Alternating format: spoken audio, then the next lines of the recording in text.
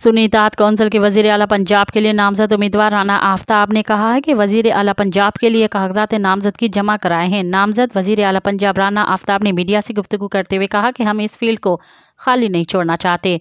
Punjab assembly में हमारे पास बड़ी तादाद में अरकान मौजूद हैं। हमारे अरकान को ऐवान में नहीं आने दिया जा रहा है। उन्होंने कहा कि असलम इकबाल को ये पंजाब असम्बली में दाखिल नहीं होने दे रहे और न ही हमारे मुंतखब रुकन अहमद रशीद भट्टी को आने दिया जा रहा है। हमारे रिजर्व सीटों को भी अभी तक नोटिफाई किया गया। हम एहतजाजन वज़ीर आला पंजाब का इलेक्शन लड़ रहे हैं। अगर मैदान खाली छोड़ दिया तो ये लोग कहेंगे कि हम डर गए हैं।